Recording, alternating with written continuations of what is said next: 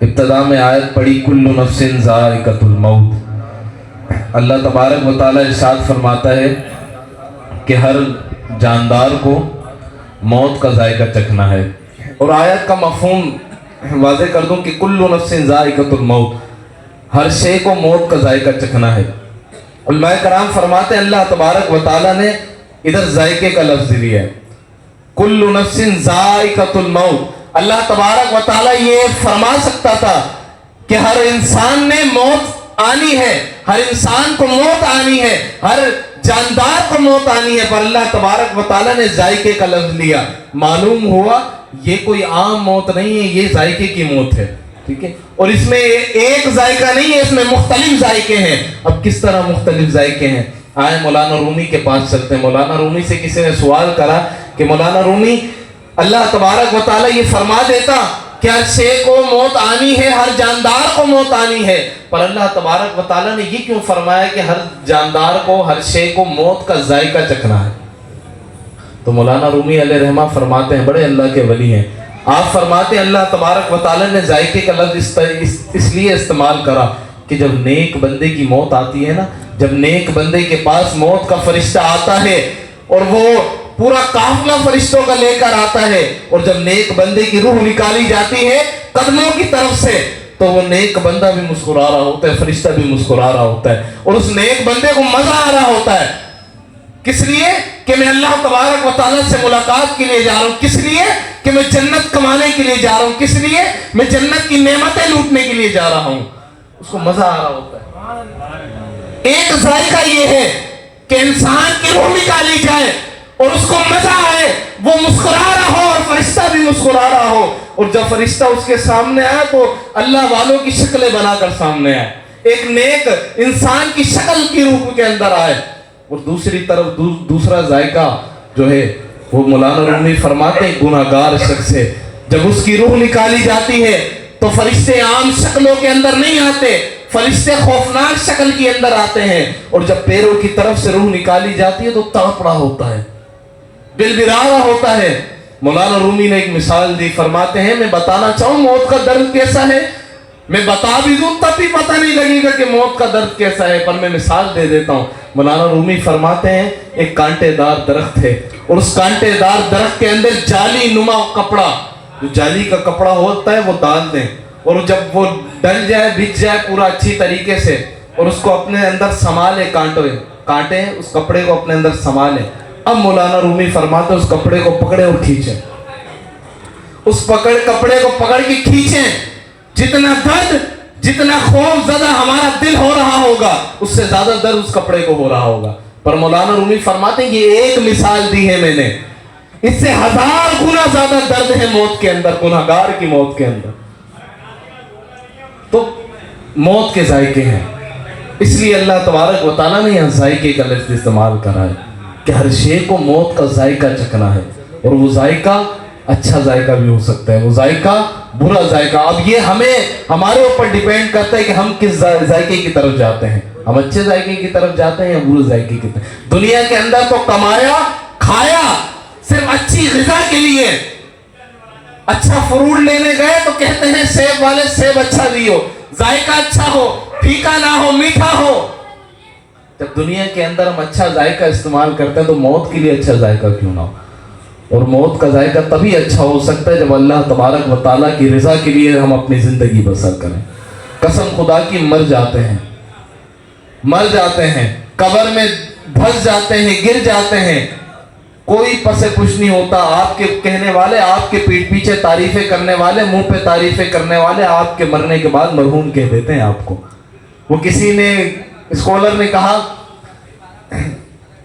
کہ صرف اتنا ہوگا کہ آپ مر جائیں گے اور آپ کے پیٹ پیچھے کہنے والے مسجد میں اعلان کروا دیں گے کہ مرحوم مر گیا ہے، مرحوم کا جنازہ اٹھ گیا ہے، مرحوم کے لیے کفن لے آئے۔ آپ کے چاہنے والے تو ایسے ہیں کہ جن سے آپ محبت کرتے ہیں، جن سے آپ خلوص کرتے ہیں، جن سے آپ پیار کرتے ہیں، وہ آپ کے مرنے کے 5 منٹ بعد آپ کا نام بھول جائیں گے اور کہیں گے مرحوم کا جنازہ اٹھاؤ۔ یہ نہیں کہیں گے کہ وقاص مرائے تو وقاص کا جنازہ اٹھاؤ، عزیر مرائے تو عزیر کا جنازہ اٹھاؤ، نہیں، کہیں گے کہ مرحوم کا جنازہ اٹھا کے ڈولی لے کر چلو۔ آپ کے چاہنے والے، آپ کے محبت کرنے والے، جن سے آپ خلوص کرتے ہیں، جن سے آپ عشق کرتے ہیں، جن سے آپ حد سے زیادہ محبت کرتے ہیں، وہ تو آپ کا نام تک بھول جائیں گے۔ تو کیا امید کرتے ہیں کہ وہ جانے کے بعد آپ پہ فاتحہ پڑھیں گے؟ کیا امید کرتے ہیں کہ جانے کے بعد آپ کی قبر پہ آ کے کیا فاتحہ پڑھیں گے؟ قبرستان دیکھیں کہ قبریں دھسی ہوئی ہیں، مرحومین کے اہل خانہ آتے نہیں ہیں سالوں تک۔ تہوار بنا لیا ہے قبر پہ جانا کہ عید آئی تو قبر پہ چلے گئے، شب برات آئی تو قبر پہ چلے گئے، شب قدر آئی تو قبر پہ چلے گئے۔ تہوار نہیں ہے، مرحومین سے رشتہ تعلق کرنے کا بات ہے، اپنی موت کو یاد کرنے کا تعلق ہے کہ قبرستان بندہ جائے تو موت کو یاد کرے۔ قبرستان اس لیے نہیں جایا جاتا کہ مرحومین کی قبر پہ جا کے فاتحہ پڑھو، فاتحہ تو گھر سے بھی ہو سکتی ہے۔ قبرستان جانے کا حکم یوں فرمایا گیا کہ تمہارے دل کے اندر موت کا خوف طاری ہو، تمہارے دل کے اندر دینی ماحول قائم ہو۔ قبرستان نہیں جاتے تو آج ہم اپنے اوپر غور کریں کہ ہم کیا ہیں، یا جو مر گئے وہ کیا ہیں۔ قسم خدا کی آپ بھی قبرستان جائیں دن کے اندر اور ادھر جا کے بیٹھیں اور روڈ پہ بیٹھ جائیں، قبرستان کے روڈ پہ جا کے بیٹھ جائیں، 15 منٹ بیٹھیں گے، 15 منٹ کے اندر آپ کو 3 سے 4 گاڑیاں دکھ جائیں گی، 3 سے 4 میتیں دکھ جائیں گی۔ یہ میں تجربے کی بات بتا رہا ہوں۔ یہ ہو ایک کے بعد ایک جا رہا ہے تو ہماری بھی باری آنی ہے، پر ہم زندگی کس طرح گزار رہے ہیں یہ ہمیں محاسبہ کرنا چاہیے۔ ہم تو زندگی اس طرح گزارنے کہ مرنا ہی نہیں ہے، ہمیں مرنا ہی نہیں۔ اللہ والوں کی عادت یہ نہیں ہوتی، اللہ والے تو وہ ہوتے تھے کہ جب پڑھا گیا نا، امام ابو حنیفہ رضی اللہ تعالیٰ عنہ نے کسی امام کے پیچھے نماز پڑھی اور اس امام نے دوسری رکعت کے اندر کہہ دیا کہ سورت کی تلاوت کری، اذا زلزلت الارض زلزالها واخرجت الارض اثقالها وقال الانسان ما لها۔ جب یہ پوری سورت کی تلاوت کری، جیسے ہی نماز ہوئی، راوی کہتے ہیں کہ امام ابو حنیفہ اپنی داڑھی کو پکڑ کے مسجد میں بیٹھ گئے اور روتے رہے، تہجد کا وقت ہو گیا، روتے رہے۔ جب صبح کی اذان دینے کے لیے مؤذن مسجد کے اندر آیا تو وہ جیسے ہی صحنے مسجد کے اندر گھسا تو اس کے پاؤں ڈھیلے ہو گئے۔ امام اعظم ابو حنیفہ، ہمارے امام ابو حنیفہ کے، ان کی بات بتا رہا ہوں کہ مؤذن کے پیر گھیلے ہو گئے، تر ہو گئے۔ اس نے کہا کہ کہیں سے پانی گر گیا ہے، پر جب حرم مسجد جا کر دیکھا تو ایک اللہ والا بیٹھا ہوا تھا جس کے ارد گرد نورانیت چمک رہی تھی، اور وہ داڑھی کو پکڑ کے اللہ تبارک و تعالیٰ سے کہہ رہا تھا، یا اللہ امام ابو حنیفہ کی بھی بخشش ہوگی؟ کیا ابو حنیفہ بھی بخشا جائے گا؟ کیا ابو حنیفہ کو بھی جنت نصیب ہوگی؟ کیا ابو حنیفہ کو بھی جہنم سے آزادی ملے گی؟ تو آج امام اعظم ابو حنیفہ کا نام جپنے والے موت کو یاد نہیں کرتے۔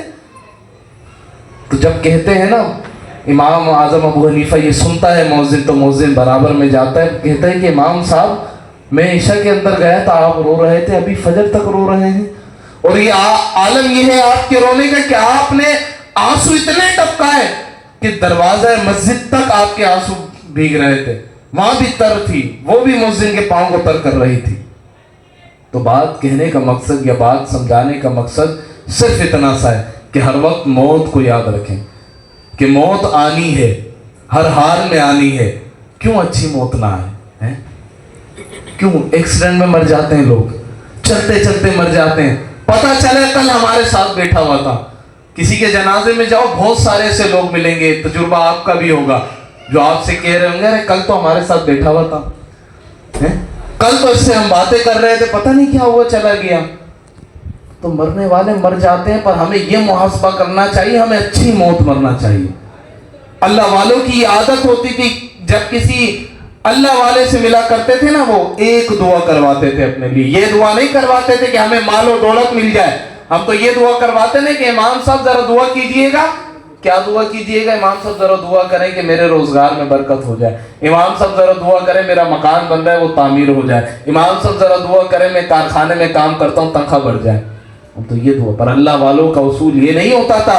اللہ والے جب کسی اللہ والوں سے ملا کرتے تھے، وہ ان کی داڑھی پہ ہاتھ رکھ کر یہی کہا کرتے تھے کہ دعا کرے نا مجھے ایمان کی خاتمہ نصیب ہو، ایمان پر خاتمہ آئے۔ اور یہ ایمان پر جو خاتمہ ہے نا، یہ ضروری ہے۔ لازم ہے. نمازیں پڑھ لی, قرآن پڑھ لیا, روزے رکھ لیے, زکوٰۃ کر لیا, حج کر لیے, تمام عبادتیں کر لی, پر آخر میں جا کے کفری کلمات پہ ہماری پکڑ ہو گئی اور آخر میں جا کے ہمیں ایمان نصیب نہیں ہوا. پھر حشر کیا ہوگا ہمارا؟ کیا حشر ہوگا؟ کیا ہم امید یہ لگائے رکھیں گے کہ بروز قیامت حضور ہماری بخشش فرمائیں گے؟ کافر کی تو بخشش نہیں ہے, جب ایمان پر خاتمہ نہ ہو وہ کافر ہو جاتا ہے. تو اپنے موت کا, اپنے آپ کا محاسبہ کریں کہ ہم کہاں چل رہے ہیں. کہ ہم اس راستے پہ تو نہیں چل رہے کہ جس راستے پہ کفار مشرکین چلے, اس راستے پہ تو نہیں چل رہے جو راستہ گناہگاروں کا وصف ہے چلنے کا. تو جب ہم محاسبہ کریں گے تو مولانا رومی نے ایک بات پھر اسی کے آگے تحریر کری کہ نوجوان چاہتا ہے کہ وہ گناہوں سے پاک ہو جائے, نوجوان چاہتا ہے کہ وہ نیکیوں کے قریب ہو جائے, نوجوان چاہتا ہے کہ وہ عبادت اور ریاضتوں کے اندر لگ جائے. تو ایک کام کرے. وہ کیا کام ہے؟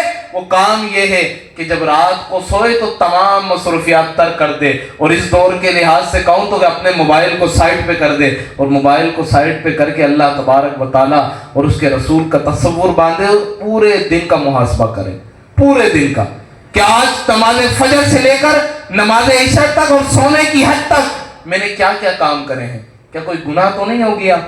اور ایمان, تجدید ایمان کرے اپنا, روزانہ کرے, بستر پر لیٹا ہوئے لیٹنے سے پہلے یہ محاسبہ کرے اور رسول اللہ کو یاد کرے واسطے دے کر کہ اللہ اگر کوئی کفری کلمات میرے منہ سے نکل گئے یا کوئی گناہ ہو گیا تو معاف فرما دے, کیونکہ بستر پہ بھی موت آ جاتی ہے. جی, یہ نہیں کہ جاگتے جاگتے موت آتی ہے, بستر پہ بھی بعض اوقات موت آ جاتی ہے. تو رات سوئے صبح اٹھے نہیں اور ہم نے تجدید ایمان نہیں کرا اور کوئی کفر کلمات کہہ دیے تھے یا گناہگار تھے ہم, اللہ سے توبہ نہیں کری, تو پھر پکڑ ہے. آج لے ان کی پناہ, آج مدد مانگ ان سے, پھر نہ مانیں گے قیامت میں اگر مان گیا. یقین مانے میرا رب بڑا کریم ہے. میں ہر اپنے بیان میں کہتا ہوں کہ اللہ تبارک و تعالیٰ کا وصف کریم بھی ہے, رحیم بھی ہے, پر یاد رکھیں کہ وہ غفار بھی ہے, ستار بھی ہے. اللہ تبارک و تعالیٰ اگر نیکی پر آپ کو اجر دے سکتا ہے تو ان اللہ علی کل شیء قدیر, اللہ وہ ذات ہے, وہ ذات پاک ہے کہ جو نیکی پر اجر دے سکتا ہے تو بدی پر تمہارے سزا بھی دے سکتا ہے. تو یہ یاد رکھیں, اگر نیکی کریں گے تو اجر ملے گا, تو یہ بھی یاد رکھیں کہ گناہ کریں گے تو سزا بھی ہمیں مل سکتی ہے. بروز قیامت ایک شخص حاضر ہوگا اللہ تبارک و تعالیٰ کی بارگاہ میں. ہے مسلم شریف کی حدیث ہے, بخاری شریف میں بھی آئی ہے. اللہ تبارک و تعالیٰ کی بارگاہ میں ایک شخص حاضر ہوگا, اور جیسے ہی حاضر ہوگا اللہ تبارک و تعالیٰ اپنے اور اس شخص کے بیچ میں پردے ڈال دے گا. پردے آ جائیں گے, کوئی دیکھنے والا نہیں. اب اللہ تبارک و تعالیٰ ہے اور وہ گناہگار ہے. جی ہاں, گناہگار شخص ہے جو اللہ تبارک و تعالیٰ کی نافرمانیاں کر کے دنیا سے گیا ہے. پر میرے کریم کی کریمی تو دیکھیں, میرے رحیم کی رحیمی تو دیکھیں کہ اپنے آگے اور اس بندے کے آگے پردے ڈال دے گا.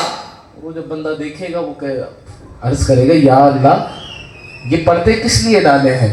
تو اللہ تبارک و تعالیٰ فرمائے گا کہ اے بندے, تو اپنے رحمان کی رحیمی پر, اپنے کریم کی کریمی پر اتنا یقین نہیں کرتا کہ ساری زندگی تو نے نافرمانی کری, ساری زندگی نمازیں چھوڑی, ساری زندگی زکوٰۃ ادا نہیں کری, تیرے عیبوں کو دنیا کے اندر چھپا کے رکھا تھا میں نے, تو کیا تو کریم کی کریمی پر اتنا یقین نہیں کرتا کہ دنیا کا مجمع لگا ہوا ہے بروز قیامت اور میرا بندہ, مسلمان بندہ میرے سامنے آئے اور میں اس کے عیبوں کو دنیا کے سامنے کھول دوں؟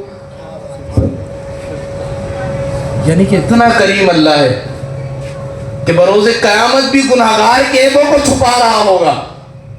اور ہم کیا کرتے ہیں, ہم بیان سن لیتے ہیں, ہاں بھائی بڑا جذباتی بیان کر رہے ہیں علامہ صاحب ہیں, اور گھر پہ جا کے بھول جاتے ہیں, اور جب فجر میں اٹھے بھی نہیں ہوتے. ہماری تو حالت یہ ہے کہ فجر میں چھپ کر جا رہے ہوتے ہیں مسجد.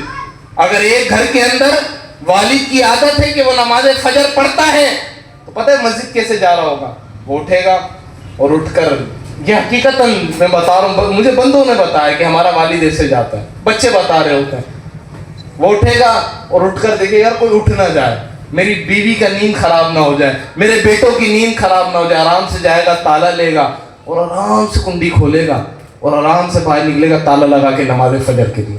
اللہ کے بندے، تیری بیوی سو رہی ہے، تیری ماں سو رہی ہے، تیرے بیٹے سو رہے ہیں بنا نماز کے، نماز فجر ادا نہیں کری، اور بنا اٹھائے تو گھر کا سربراہ ہوتا ہے. تیرے آگے کوئی خراب سالن آ جائے تو منہ پر پھینک کر مارتا ہے سالن کہ سالن قابل قبول نہیں ہے، نمک تیز ہو گیا ہے. تو سالن پہ اتنا حکم چل سکتا ہے تیرا، اور نماز پہ اتنا حکم نہیں چل سکتا کہ اٹھائے سب کو کہ پڑھو نماز، اللہ تبارک، سونے کا ٹائم ہے یہ. تو آج سوچنا چاہیے. تو وہ نکل جاتا ہے، وہ خاموشی سے نکل جاتا ہے. کوئی اٹھ نہ جائے، میرے بیٹی کی نیند خراب نہ ہو جائے. 12 بجے آیا میرا بیٹا کمپنی سے، 3 بجے آیا میرا بیٹا وہ شادی حال سے گانے وغیرہ سن کے. سوچنا چاہیے. یہ تفنن بات نہیں ہے، یہ ہنسنے کی بات نہیں ہے، مسکرانے کی بات نہیں ہے، یہ غور و فکر کی بات ہے، سوچنے کی بات ہے، اور اپنے اوپر محاسبہ کرنے کی بات ہے. تو آج دیکھیں کہ کیا محاسبہ ہے. حضرت عبد القادر رحمۃ اللہ علیہ، غوث اعظم رضی اللہ تعالیٰ عنہ، ان کے پاس ایک عورت آتی ہے اور کہتی ہے شیخ عبد القادر جیلانی رضی اللہ تعالیٰ عنہ کہ میرا بیٹا جو ہے وہ نماز نہیں پڑھتا. کیا نہیں پڑھتا؟ آخری بات کر رہا ہوں، اور وہ بات کر رہا ہوں کہ جو اہل سنت و جماعت اپنا پیر مانتی ہے، اور ایسا پیر مانتی ہے کہ تمام ولیوں سے افضل مانتی ہے جن کو.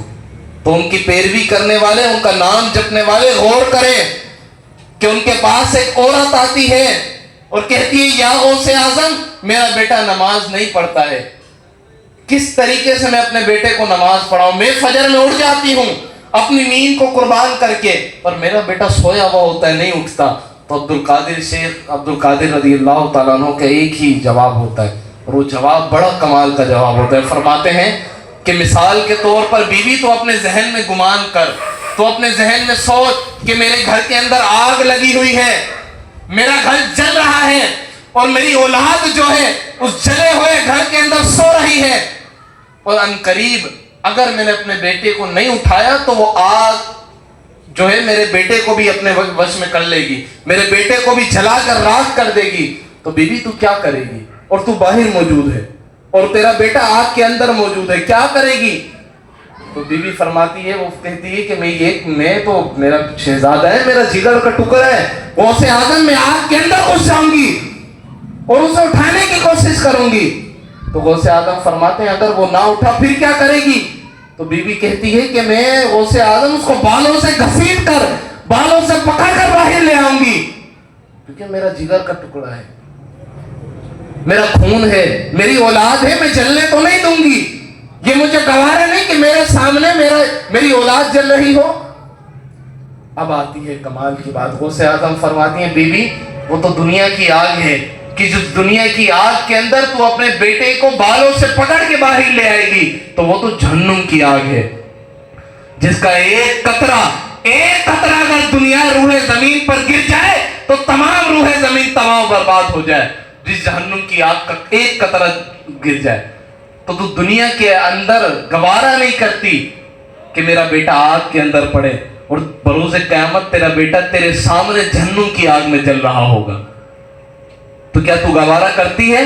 تو فرماتی ہے، وہ کہتی ہے نہیں میں کیسے گوارا کر سکتی ہوں. تو غوث اعظم فرماتے پھر ایسے ہی اٹھا جیسے تو آگ کے اندر اپنے بیٹے کو اٹھائے گی نا بالوں سے پکڑ کے مار کر، تو ایسے ہی نماز کے لیے اپنے بیٹے کو اٹھے گا. کیوں نہیں اٹھے گا؟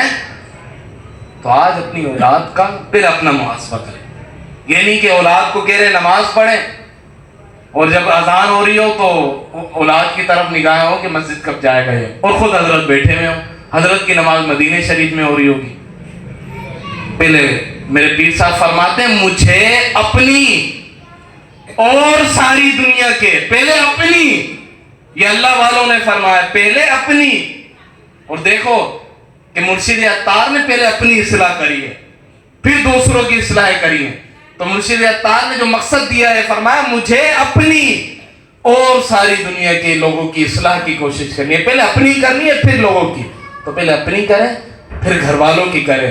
یہ نہیں کہ باہر تو حضرت مولانا صاحب ولی اللہ بنے ہوئے ہیں ٹھیک ہے، حضرت سے بڑا کوئی نمازی پرہیزی نہیں ہے، پر جب گھر میں داخل ہو تو گھر میں تو حضرت وہ طفل مکتب ہے، حضرت کو کوئی پوچھنے والا نہیں ہے، حضرت کسی کا نماز کا نہیں پوچھتے، گھر میں بیٹی ناچ رہی ہے باپ کے سامنے اس کو نہیں پوچھتے، اور باہر کوئی بیٹی ناچ رہی دکھ رہی کسی اور کی بیٹی تو دوسرے سے کہہ رہے ہوتے ہیں شاہ صاحب یہ تو غلط ہے یار، یہ تو غلط طریقہ ہے، یہ دیکھیں نا ابھی رمضان گزرے ناچ رہی ہے، اور شادی کے بعد اپنے گھر میں اگر جشن ہو کوئی اور اپنی بیٹی ناچ رہی ہو تو واہ واہ واہ کمال ہے، ارے کمال نہیں ہے۔